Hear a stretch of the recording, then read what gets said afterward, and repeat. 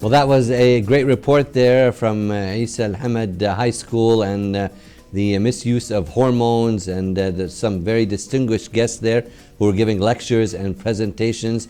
A very well organized day at Isa Al-Hamad High School.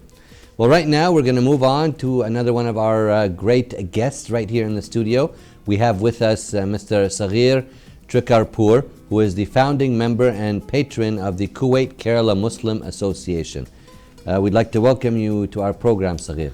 Thank you, Mr. Tariq. Nice to have you with us right here in the studio. And you're the founding member of the largest charitable organization of Indians residing in Kuwait.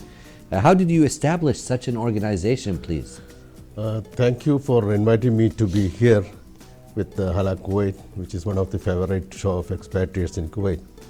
And I also take this opportunity to thank His Highness the Emir of Kuwait and people of Kuwait for hosting and giving employment opportunity for nearly 800,000 Indians in Kuwait. Migrating to a country or leaving your home country for working abroad is an adventurous for all of us. But it is not glamorous as we see from outside. If you watch living of an expatriate, you will see leaving behind his family back home and watch moving their lives from far away through emails or Skype or telephone. It's an emotional factor. This is where we need support of their fellow citizens and fellow friends over here. And the embassies over here can of course help them, but they cannot do alone the job. That is where the contribution of social welfare organizations comes in. Kuwait Kerala Muslim Association, being an organization of ordinary Indians in Kuwait, we try to help them bring together and to engage them in various social welfare activities, and also to help them in whenever there is a need. This is how we formed. Although we have a lot of organizations, social organizations in Kuwait, one particular organization to support the low-income salaried people, there was none. So we thought of an organization with a prime motto of looking after their welfare. That is how Kuwait Kerala Muslim Association was born. Well, it's a very successful organization. You're doing a lot of charitable and welfare activities. So tell us about some of those activities that you have for the people, please. We do have actually a lot of activities, and all our activities are falls into agenda. One is to support these members during their difficulties. For example, the people who are working in Kuwait in construction field, in maybe as domestic servant or in restaurants, although they have been working here for the last 20-30 years, they were never able to save for their retirement life. And not only that, in a sad event, if they pass away, their family is not able to support. In these similar cases, we have one program called Family Benefit Scheme. What is that? This means every other member of this organization, nearly 15,000 people, they contribute a very low amount of money, which is nearly 350 fils. We contribute together and pay to this family of this deceased member to support them. And also we take care of their educational part of their children, and also we are able to support them for their educational scholarship and also to build their houses if there is something left over. Mashallah, that's very nice of you. Very nice things that the organization is doing, but the responsibilities of running such a big organization must be a huge task. How do you manage to execute so many plans and activities when you also have a full-time job yourself? So how do you manage all of this? Of course, alhamdulillah, actually we have a lot of volunteers. We have our committees, we have our, for each activity there is a team working behind, all of them for the sake of charity, for the sake of social welfare. And this team actually is the people behind this work. And the community support which we are getting is tremendous. Out of this 15 years, we have executed 115 family benefit scheme. And we also have some other schemes called members welfare scheme to help them in the time of need for emergency cases, for if they have to leave country, we support them. And also educational scholarship, as I said, is a big scheme as well to support their children for their education, for their higher education. You're also, I believe, very enthusiastic about doing things in India, also some in terms of kidney dialysis and so on. Tell us more about that. Yeah, that is the second part of our activity. Although these people are very poor, who deserve help themselves, they comes together to implement social change projects in India. That is one project, such project is Kidney Dialysis Center. In 2006, if you remember, the International Kidney Foundations started celebrating World Kidney Day. So along with that, KUWAIT Kerala Muslim Association thought of establishing zero profit projects in Kerala to provide kidney dialysis services on very low cost, at a very low cost. And we have established 13 such centers in the state of Kerala within this last 6 years. Okay, so many great things being established. And so what else? There's also the Model NRI project. Yeah. Tell us about that, please. Model NRI project actually is a life skills training program for the dependents of NRIs back home. If you see, most of the people who are working here are bachelors. They leave their family behind and comes here to work. What happens is the family themselves, the ladies, the housewives, they automatically become the head of the family there. And they do not have any background how to lead a family, how to look after their children, how to manage the daily things.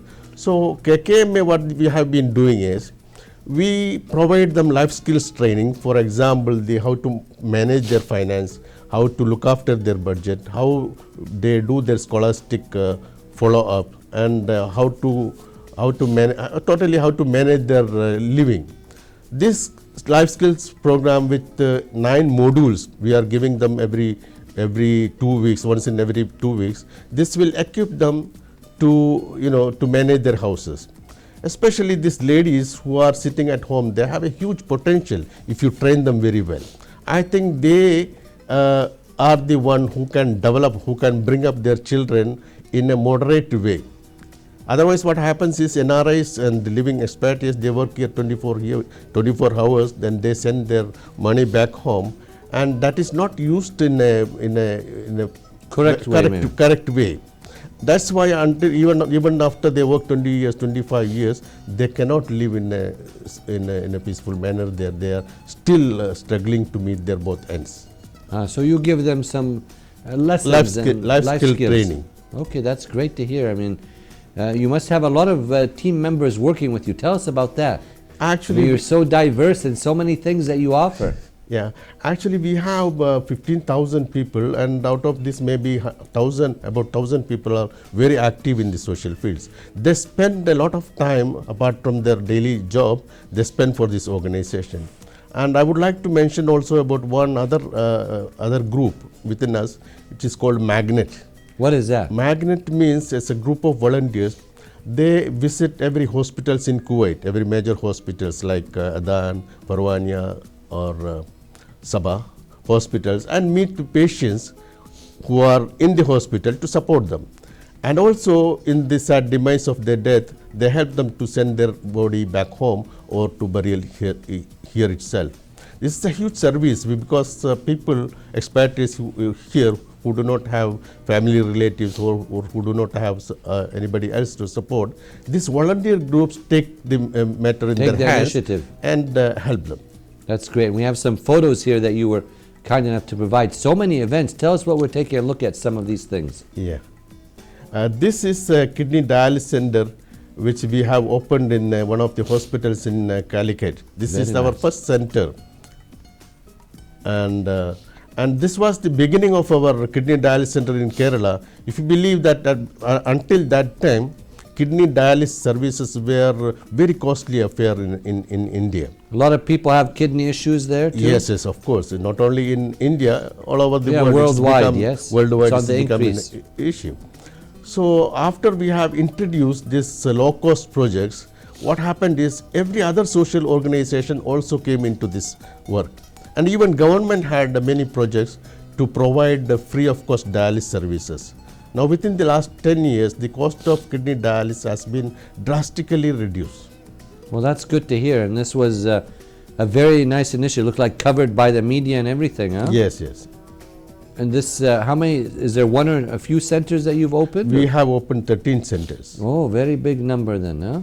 Yeah, and after 10 years, we have started another initiative which is called Early Detection Center. Tell us about that.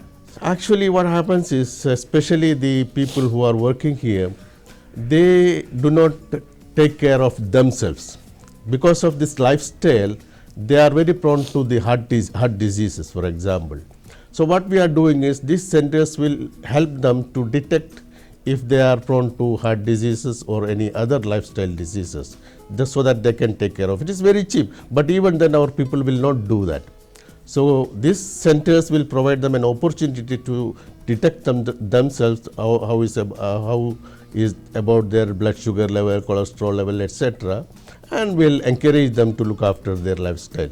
We will be also conducting seminars and symposiums on how to take care of themselves. Do you have weekly like activities or monthly? How is it usually? It's usually monthly. Within Kuwait, it is usually monthly activities. Okay. And we also periodically we conduct the medical seminars and health camps in association with Medical Association of Kuwait and also Indian Doctors Forum. We conduct large medical screening camps wherein all Indian doctors comes in and help them to screen their health. Okay, so numerous activities that Yeah. are taking place. Do you have collaboration with the other organizations in the Gulf area and so forth? No, so far no. Our association is only within Kuwait.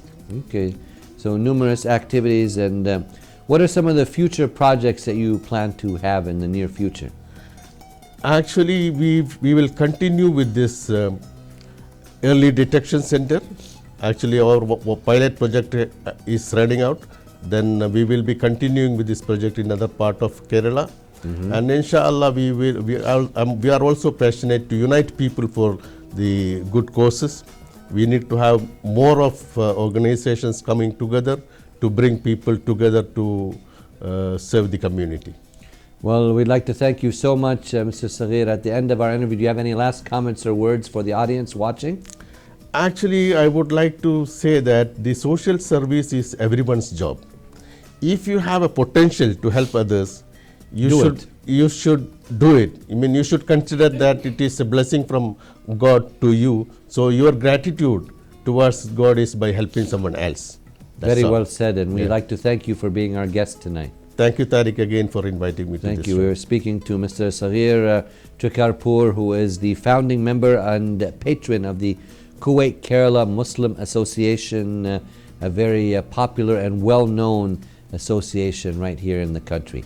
Well, right now we'd like to go on to our next report, and it's the prize for an Arabic short story. So let's take a look at this report. Stay tuned.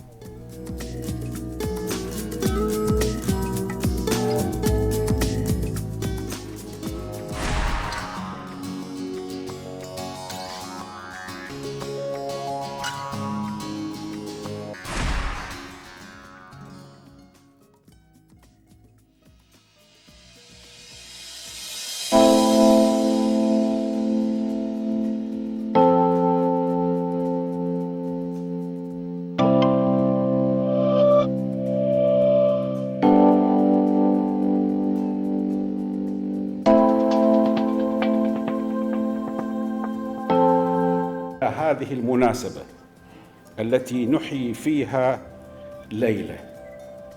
ليلة تخص هذا الفن الجميل العصيب بدلال يليق به، فن القصة القصيرة الذي يدعوني أن أقتدي به ولا أستطيع، فأكون موجزا مركزا، وهذه سمة هذه القصة.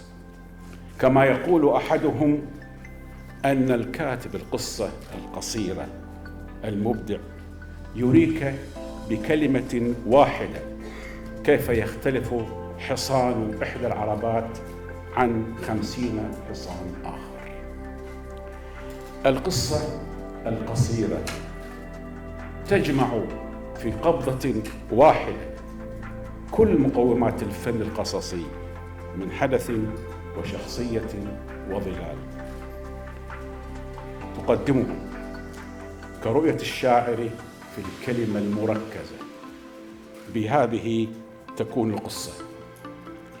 قال أصحاب العلم بهذا الفن: ستكون كاتبا متميزا إذا نجحت ببضع كلمات في وصف دجاجة تعبر الطريق.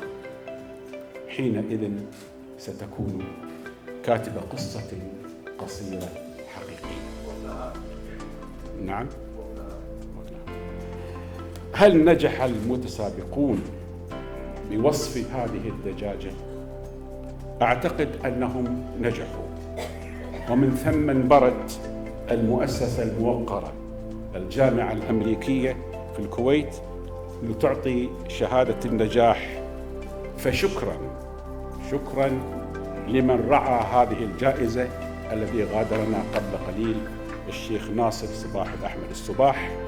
مبادرة الملتقى والجامعة الأمريكية في الكويت لأن إعادة الاعتبار لفن القصة القصيرة مسألة كانت في غاية الحيوية، وكانت أملاً يراود كل كتاب القصة القصيرة، بل وكل الذين يعشقون الأدب الحديث اليوم ويعتبرونه معبراً عن آمال وآلام الشعب العربي.